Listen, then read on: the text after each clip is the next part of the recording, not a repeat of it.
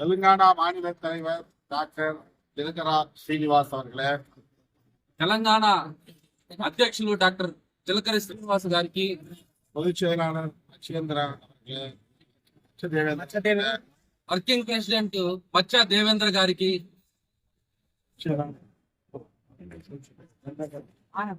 ஆனந்த் அவர்களே, general secretary Anand గారికి, நம்முடைய ஆந்திர பிரதேச மாநில வித்யாசாகர் అదేవిధంగా ఆంధ్రప్రదేశ్ నుండి ఇక్కడికి విచ్చేసిన రాష్ట్ర అధ్యక్షులు విద్యాసాగర్ గారికి, பொதுச் செயலாளர் பிடிஎம் சிவபிரசாத் அவர்களே, కార్యదర్శి మన ప్రధాన కార్యదర్శి పిటిఎం శివప్రసాద్ గారికి, தோழமை கட்சி தலைவர்கள் மகேஸ்வர் ராஜ் அவர்களே, అదే విధంగా మనకు సహాయం చేస్తూ మనతో పాటు ఉంటున్న అనేక మంది, అందులో మన మహేశ్వర్ రాజు గారు, வீரராఘவ் அவர்களே, వీర రాఘవ్ గారు, பாசில் முகமது கான் அவர்களே, தாசிர் மஹமத் ஜான் గారు, ఖాన్ గారు, தமிழ்நாட்டிலிருந்து என்னோடு வருகை தந்திருக்கிற தலைமை நிலைய செயலாளர் பாலசிங்கம் அவர்களே, తమిళనాడు నుండి నాతో పాటు విచ్చేసిన తెలుగు రాష్ట్రాల incharge head quarter secretary Balasingam గారికి, இங்கே திரளாக கூடியிருக்கிற விடுதலை சிறுத்தைகளே, ఇక్కడికి అనేక మందితో వచ్చిన నా విముక్తి చిరుతులారా, அனைவருக்கும் என்னுடைய வணக்கம். అందరికీ నా యొక్క కృతజ్ఞతలు తెలియజేస్తున్నాను. நாம் இங்கே முக்கியமான கோரிக்கையை முன்னிறுத்தி போராடி கொண்டிருக்கிறோம். మనము ఇక్కడ ముఖ్యమైన ఒక విషయం కోసం మనము ఈ కార్యక్రమాన్ని నిర్వహిస్తున్నాము. நாடாளுமன்ற தேர்தல் விரைவில் நடைபெற உள்ளது. పార్లమెంటుకు సంబంధించిన ఎలక్షన్ త్వరలోనే జరుగుతున్న తరుణంలో இந்த தேர்தலில் எலக்ட்ரானிக் ஓட்டிங் மெஷினை மட்டுமே பயன்படுத்தக்கூடாது, அத்துடன் விவிபேட் இணைக்கப்பட வேண்டும்.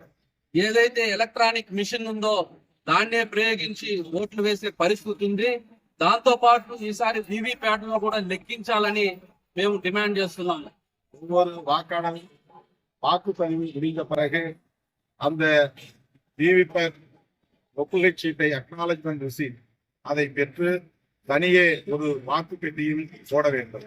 ఎవరైతే ఓటు వేస్తారో వాళ్ళందరూ కూడా వాళ్ళు వేసిన ఓటుని అక్నాలజ్మెంట్ రూపంలో, ఆ వివిప్యాట్ రూపంలో ఆ రిసిప్ట్ ని వాళ్ళ చేతిలో తీసుకొని దాన్ని ఒక భద్రపరిచిన అనేక వేరే పెట్టిలో పెట్టి దాన్ని కూడా లెక్కించాలని మేము కోరుతున్నాము. அதனை எண்ணி தேர்தல் முடிவுகளை அறிவிக்க வேண்டும்.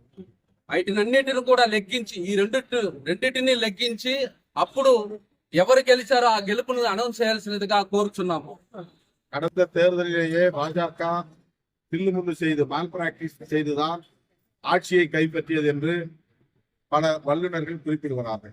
ఎంతో మంది ముఖ్యులు ఈ రాష్ట్రంలో ఉండే ఇంటలెక్చువల్ అందరూ కూడా గతంలో భాజపా బీజేపీ పార్టీ ఈ విధంగా ఈవీఎం ప్యాడ్లని ఉపయోగించుకొని దుర్వినియోగం చేసి అధికారానికి వచ్చిందనేసి చాలా మంది నిపుణులు అంచనా వేస్తున్నారని చెప్తున్నారు.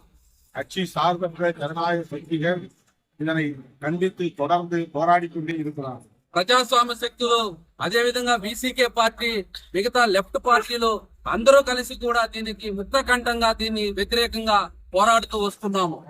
அந்த கோரிக்கையை வலியுறுத்தப்பட்டால் விடுதலை சிறுத்தைகள் இந்த கண்டன ஆர்ப்பாட்டத்தை நடத்துகிறோம். ఏదైతే ఆ కార్యక్రమం ఉందో ఆ కార్యక్రమాన్ని ఇంకొంచెం బలం చేకూర్చే విధంగా ఈ రోజు ఈ హైదరాబాద్ పట్టణంలో ట్యాంక్ బండ్ ముందర మన అంబేద్కర్ గారి విగ్రహం ముందర నిరసన కార్యక్రమాన్ని కూడా మనం తెలియజేస్తున్నాము. இதே நாளில் கர்நாடகாவிலும் கேரளாவிலும் விடுதலை சிறுத்தைகள் இதே கோரிக்கையை வலியுறுத்தி போராடி கொண்டிருக்கிறார்கள். ఇదే కార్యక్రమాన్ని సౌత్ రాష్ట్రాల్లో ఉన్న అన్ని క్యాపిటల్స్ లో కూడా, అన్ని రాజధానుల్లో కూడా ఈ కార్యక్రమాన్ని ఒకేసారి ఏ రాష్ట్రాలు ఉన్నాయో కర్ణాటక, తమిళనాడు, కేరళ, పుదుచ్చేరి అన్ని రాష్ట్రాల్లో కూడా ఈ కార్యక్రమాన్ని ఇదే విధంగా చేస్తున్నాము. வருகிற 18ஆம் தேதி ஆந்திராவிலும் நடக்க இருக்கிறது. రాబో 18 తేదీన ఆంధ్రప్రదేశ్ లో కూడా ఈ కార్యక్రమాన్ని మేము ఏర్పాటు చేయాలనుకుంటున్నాము. இவிஎம் மட்டும் பயன்படுத்தினால் அவர்கள் திண்டுமுண்டு செய்து மீண்டும் ஆட்சிக்கு வர வாய்ப்பு இருக்கிறது. ఈవీఎం మాత్రమే ఉపయోగించి వాళ్ళ ఓట్లకి వెళ్లితే మళ్ళీ కూడా ప్రజల్ని మోసం చేసి వాళ్ళ దొంగ ఓట్లు వేసుకొని మళ్ళీ అధికారం చేపట్టే దురాలోచన ఈ బీజేపీ ప్రభుత్వానికి ఉంది. அண்மையிலே தேர்தல் ஆணையர் அருண் கோயில் ராஜினாமா செய்திருப்பதும் இந்த சந்தேகத்தை வலுப்படுத்தி இருக்கிறது. కాబట్టి ఒక 2 రోజుల ముందు ఎవరైతే పదవి కాలం 3 సంవత్సరాలు ఉన్నా కూడా అరుణ్ గోయల్ అనే మనకు ఈసీ గారు ఆయన ఏదైతే రాజీనామా చేశారో ఆ రాజీనామాను కూడా మనం అర్థం చేసుకుంటే ఈ ఈవీ ప్యాట్ల విషయంలో జరుగుతున్న అన్యాయాన్ని అది ఒక సూచికగా మనకు కనిపిస్తా ఉంది. இன்னைக்கு நாடு முழுக்க அது தொடர்பான பதற்றம் நிலவுகிறது. కాబట్టి ఆయన ఏదైతే రాజీనామా చేశారో ఆ రాజీనామా చేసిన తర్వాత దేశం మొత్తం రాష్ట్రం మొత్తం ఒక ఆలోచనాత్మకమైన విధానము అందరిలో భయాందోళనకరమైన విధానం ఉన్నది. 3 பேர் இருக்கக்கூடிய அந்த ஆணையத்தில் இப்போது 2 இடங்கள் காலியாகிவிட்டன. ముగ్గురు ఉండవలసిన ఆ ఎలక్షన్ కమిషన్ లో ఇప్పుడు ఇద్దరు వ్యక్తులు రాజీనామా చేయడంతో ఒక వ్యక్తి మాత్రమే ఉన్నారు. இந்த நிலையில் 14ஆம் தேதி மீண்டும் அவர்களை நியமிப்பதற்கான கூட்டம் நடைபெற உள்ளது. కాబట్టి రాబోయే 14వ తేదీ మళ్ళీ కొత్త వ్యక్తుల్ని ఎంచుకునే పరిస్థితి ఉంది. பிரதமர் மோடியும் அமித்ஷாவும் சேர்ந்து அவர்களுக்கு வேண்டிய 2 பேரை நியமிக்கிறார். బీజేపీ తనకు అనుకూలంగా వ్యవహరించే ఎలక్షన్ కమిషన్ తనకు అనుకూలంగా వ్యవహరించే వ్యక్తుల్ని మోడీ అమిత్ షా ఏర్పాటు చేయాలని ప్రయత్నాలు చేస్తున్నారు. அவர்களை கொண்டு இவிஎம் மிஷினில் என்ன தில்லுமுள்ளு செய்தாலும் நம்மால் அதை கவனிக்க முடியாது. వాళ్ళని ఉపయోగించుకొని రాబోయే ఎలక్షన్ లో అన్యాయం చేసి గెలుపు పొందాలనే ఆలోచన ఉంటుంది. దాన్ని మనము ఏ విధంగా అర్థం చేసుకోవాలో ఏ విధంగా తెలుసుకోవాలో మనకు అర్థం కాని పరిస్థితిలో ఉన్నాం. 400 இடங்களில் வெற்றி பெறுவோம் என்று அந்த நம்பிக்கையில் தான் சொல்லுகிறார்கள். ముందుగానే 400 పార్లమెంటు స్థానాల్లో మేము గెలుపు పొందుతామని ముందుగానే వాళ్ళు చెప్తూ వస్తున్నారు. కాబట్టి దీని అర్థం ఏంటంటే ప్రీ ప్లానెడ్ గానే వాళ్ళు ఇలాంటి కార్యక్రమానికి వాళ్ళు పూనుకుంటున్నారని మనం అర్థం చేసుకోవాలి. தொடர்ந்து 10 ஆண்டுகள் ஆட்சியில் இருந்ததால் மக்களிடையே பிஜேபி அரசுக்கு எதிரான அதிருப்தி கடுமையாக இருக்கிறது. గత 10 సంవత్సరాలుగా ఈ దేశంలో అధికారంలో ఉండడం వల్ల ప్రజల్లో వాళ్ళు మనన్లు కోల్పోయినారు. కాబట్టి వాళ్ళు ఈ కార్యక్రమాన్ని తీసుకుపోయి అధికారాన్ని ఏ విధంగా అయినా చేజెక్కించుకోవాలనే ఆలోచనతో ఉన్నారు. குறிப்பாக இந்து சமூகத்தினர் மக்களிடையே கடுமையான அதிருப்தி பிஜேபி அரசுக்கு எதிராக இருக்கிறது. ముఖ్యంగా హిందూ సమూహం ఏదైతే ఉందో ఆ హిందూ సమూహాన్ని సంఘటిత పరిచి వాళ్ళతో పాటు ముందుకెళ్లాలని ఆలోచించుకున్నప్పటికీ వాళ్ళ మధ్యలో కూడా ఆ చిచ్చు ఉన్నది. బీజేపీకి వ్యతిరేకంగా వాళ్ళు కూడా హిందూ సమూహాలు కూడా ఆలోచించే పరిస్థితి ఉన్నది. நேர்மையாக தேர்தலை நடத்தினால் பிஜேபி மீண்டும் ஆட்சிக்கு வர வாய்ப்பே இல்லை. వాళ్ళు నిజంగా నిక్కచ్చిగా ఎలక్షన్ జరిగితే ఖచ్చితంగా బీజేపీ ఓడిపోయే ప్రమాదం ఉంది. ఎటువంటి పరిస్థితుల్లోనూ వాళ్ళ అధికారానికి రాలేరు. அதனால்தான் இவிஎம்ஐ பயன்படுத்தி தில்லுமுள்ளு செய்து ஆட்சிக்கு வர பிஜேபி முயற்சிக்கிறது. హిందువుల నుండి వ్యతిరేకత ఉన్నది. తర్వాత కూడా వాళ్ళ ఏదైతే హిందూ ఓట్ బ్యాంక్ నమ్ముకున్న వాళ్ళ పైన నుండే వాళ్ళకు వ్యతిరేకత ఉన్నది. కాబట్టి ఈవీఎం ద్వారా అయినా మనము గెలుపు పొందాలని వాళ్ళు ఆలోచిస్తున్నారు. కాబట్టి మనమంతా కూడా జాగ్రత్తగా ఉండాలా.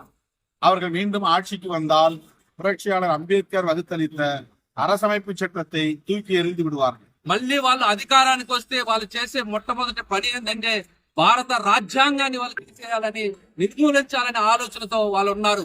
அண்மையிலே கர்நாடகாவை சார்ந்த ஆனந்த்குமார் ஹெக்டே என்பவர் இதை வெளிப்படையாகவே பேசியிருக்கிறார். అదే విధంగా కర్ణాటక రాష్ట్రానికి సంబంధించిన ఒక పార్లమెంటు సభ్యుడు నిక్కచ్చిత మేము భారతదేశానికి మళ్ళీ అధికారంలోకి వస్తే మేము రాజ్యాంగాన్ని మారుస్తామని అనంత్ హెగ్డే అనే వ్యక్తి మనకు చెప్పడం అది ఆదర్శప్రాయంగా ఉన్నది. వాళ్ళకి நமக்கு எதிராக இருப்பது அரசமைப்பு சட்டம் தான். அதை தூக்கி எறிய வேண்டுமானால் நாம் 400 இடங்களில் வெற்றி பெற்றே ஆக வேண்டும் என்று அவர் பேசியிருக்கிறார். మనకు వ్యతిరేకంగా ఉన్నది భారత రాజ్యాంగం మాత్రమే. కాబట్టి ఆ రాజ్యాంగాన్ని తీసేస్తే మన వాళ్ళని ఆపేవాడు లేదు. ఏ శక్తి కూడా ఈ దేశంలో మన వాళ్ళు ఆపేవాళ్ళు లేరని అనంత్ హెగ్డే మాటల్లో మనకు இப்படிப்பட்ட ஒரு நெருக்கடியான சூழலில் தான் நாம் அரசமைப்பு சட்டத்தை பாதுகாப்பதற்காக போராட வேண்டியிருக்கிறது. ఇలాంటి పరిస్థితుల్లోనే నేను ప్రతి ఒక్క ప్రజలకి మా కార్యకర్తలకి అందరూ కూడా పిలుపునిస్తున్నాను. భారత రాజ్యాంగాన్ని కాపాడాల్సిన ఆవశ్యకత మన అందరిపైన ఉన్నది. பாரத ராஜாங்கத்தை காப்பாற்ற வேண்டுமானால் பாரதிய ஜனதாவை ஆட்சிக்கு வரவிடாமல் தடுக்க வேண்டியது அவசியமாக உள்ளது. భారత రాజ్యాంగాన్ని మనం కాపాడుకోవాలంటే బీజేపీని గద్దెనెక్కించకుండా మనం వాళ్ళని నిర్మూలించాలని ఈ సందర్భంగా మీకు నేను పిలుపునిస్తున్నాను. பாரதிய ஜனதாவை ஆட்சிக்கு வரவிடாமல் தடுக்க வேண்டும் என்றால் இவிஎம் மட்டுமே நடைமுறையில் இருக்கக்கூடாது என்று வலியுறுத்துகிறோம். భారత బీజేపీ పార్టీని అధికారంలోకి తీసుకురాకుండా ఉండాలంటే ఒక ఈవీఎం ని మనము పూర్తిగా నిర్మూలించే పరిస్థితుల్లో మనము ఉద్యమాలు చేయాలి. వీవీప్యాట్లను కూడా లెక్కించే పరిస్థితికి మనం తీసుకురావాలి.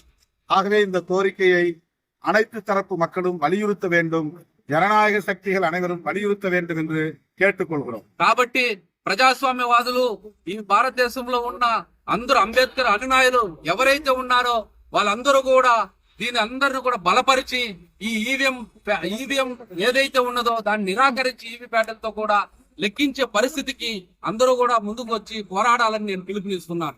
இதே கோரிக்கையை வலியுறுத்தி கடந்த ஜனவரியிலும் அடுத்து பிப்ரவரியிலும் தமிழ்நாடு முழுவதும் எல்லா மாவட்டங்களிலும் விடுதலை சிறுத்தைகள் போராட்டம் நடத்தியிருக்கு. ఈ కార్యక్రమాన్ని మేము తమిళనాడు రాష్ట్రంలో జనవరి ఫిబ్రవరి మాసాల్లో చాలా ఘనంగా అన్ని జిల్లాల్లో చేయడం జరిగింది. அந்த அடிப்படையில் தான் இப்போது தென்னிந்திய மாநிலங்கள் முழுவதும் இந்த ஆர்ப்பாட்டங்களை நாம் நடத்துகிறோம். అదే విధంగానే ఈ సదరన్ స్టేట్ లో కూడా కర్ణాటక, తమిళనాడు, కేరళ, పుదుచ్చేరి, ఆంధ్రప్రదేశ్, హైదరాబాదు, తెలంగాణ రాష్ట్రాల్లో కూడా మేము ఈ కార్యక్రమాన్ని చేసుకుంటూ వస్తున్నాం. ஆக இந்த போராட்டத்தின் மூலம் நான் அனைத்து மக்களுக்கும் நாடு தழுவிய அளவிலே வேண்டுகோள் விடுக்கிறேன். కాబట్టి ఈ కార్యక్రమాన్ని ఉద్దేశించి భారతదేశంలో ఉండే ప్రతి ప్రజాస్వామ్యవాదులకి అదే విధంగా లెఫ్ట్ పార్టీలకు సంబంధించిన వ్యక్తులు ఎవరైతే ఉన్నారో వాళ్ళందరూ కూడా నేను విజ్ఞప్తి చేస్తున్నాను. பாரதிய ஜனதாவை மீண்டும் ஆட்சிக்கு வரவிடாமல் தடுக்க வேண்டியது மிக மிக முக்கியமானதாகும். బీజేపీ పార్టీని అధికారానికి రానియకుండా మనం ఏ విధంగా ఫైట్ చేయాలో అంతవరకు కూడా మనం ఫైట్ చేయాల్సిన పరిస్థితి ఉన్నది. ஜனநாயகத்தை பாதுகாக்க வேண்டுமானால் அரசமைப்பு சட்டத்தை பாதுகாத்தாக வேண்டும். ప్రజాస్వామ్యాన్ని మనం కాపాడుకోవాలంటే ముందు భారత రాజ్యాంగాన్ని మనం కాపాడుకోవాలి. அதற்கு பாரதிய ஜனதாவை ஆட்சிக்கு வரவிடாமல் தடுக்க வேண்டும். అందువల్ల భారతీయ జనతా పార్టీని మనం అధికారానికి రానియకుండా మనం నిర్మూలించాలి. இதையே ஒரு வேண்டுகோளாக நான் வைக்க விரும்புகிறேன். దీనినే నేను మీ అందరికి కూడా ఒక విజ్ఞప్తిగా మీ ముందర ఉంచుతున్నాను. தமிழ்நாட்டில் நாங்கள் 2 தொகுதிகளில் திமுக கூட்டணியில் போட்டியிடுகிறோம். అదేవిధంగా రాబోయే ఎలక్షన్ లో తమిళనాడు రాష్ట్రంలో వీసీకే పార్టీ డిఎంకే అలయన్స్ తో 2 పార్లమెంటు స్థానాల్లో మేము పోటీ చేస్తున్నాము. ஆந்திராவில் காங்கிரஸோடு கூட்டணியில் போட்டியிட முயற்சித்து అదేవిధంగా ఆంధ్ర రాష్ట్రంలో కూడా కాంగ్రెస్ పార్టీతో ఆ కూటమితో మేము పోటీ చేయాలని నిర్ణయించుకుంటున్నాము. ஆனால் தெலுங்கானாவிலும் கர்நாடகாவிலும் விடுதலை சிறுத்தைகள் தனியே போட்டியிடுகிறது. కానీ తెలంగాణలోను, కర్ణాటక రాష్ట్రంలోను, కేరళలోను మేము సపరేట్ గా పోటీ చేస్తున్నాం. தெலுங்கானாவில் 10 தொகுதிகளில் நாடாளுமன்ற தொகுதிகளில் விடுதலை சிறுத்தைகள் போட்டியிடுகிறது என்பதையும் நான் அறிவிக்கிறேன். తెలంగాణ రాష్ట్రంలో 10 పార్లమెంటు సెగ్మెంట్లో విముక్తి చిరుతల కచ్చి వీసీకే పార్టీ పోటీ చేస్తుందని నేను తెలియజేస్తున్నాను. அது விடுதலை சிறுத்தைகள் கட்சி தெலுங்கானாவில் போட்டியிடுவதற்கு காரணம் நாங்கள் அம்பேத்கரிய சிந்தனையாளர்கள் இந்த நாட்டை காப்பதற்கு வந்திருக்கிறோம் என்று மக்களுக்கு சொல்லவே போட்டியிடுகிறோம். తెలంగాణ రాష్ట్రంలో మేము పోటీ చేయాలనుకున్న ఉద్దేశం ఏంటంటే భారత రాజ్యాంగాన్ని కాపాడాలని. మేము అంబేద్కర్ బిడ్డలము, అంబేద్కర్ అనునాయులం కాబట్టి ఇక్కడ మేము పోటీ చేయాలని అనుకుంటున్నాము. விடுதலை சிறுத்தைகளை தெலுங்கானா மக்கள் ஆதரிக்க வேண்டும் என்று கேட்டு இந்த வாய்ப்புக்கு நன்றி கூறி முடிக்கிறேன். వీసీకే పార్టీని అదే విధంగా విముక్తి చిరుతల కచ్చిని తెలంగాణలో ఉన్న ప్రతి సామాజిక వర్గము మమ్మల్ని ఆదరించి మాకు ఓటు వేయాలని ఈ సందర్భంగా మీ అందరికి కూడా నేను తెలియజేసుకుంటూ ముగించుకుంటున్నాను. జై భీమ్.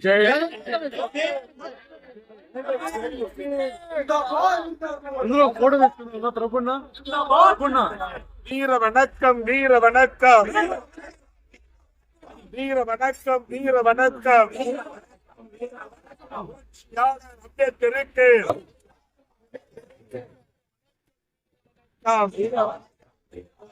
வீழ்த்துவோம், வீழ்த்துவோம்,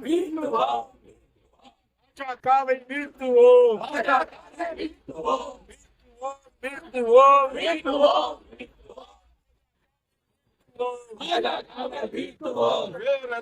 வேறறுப்போம், வேறறுப்போம், சனாதனத்தை வேறறுப்போம்.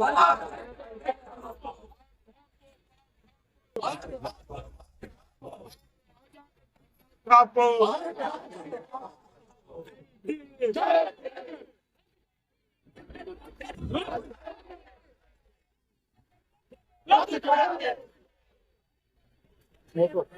బీసీకే వ్యవస్థాపక అధ్యక్షులు తిరుమల గారికి ప్రత్యేకంగా ఈ కార్యక్రమాన్ని ఉద్దేశించి మాట్లాడినందుకు ధన్యవాదాలు తెలియజేస్తూ బాబాసాహెబ్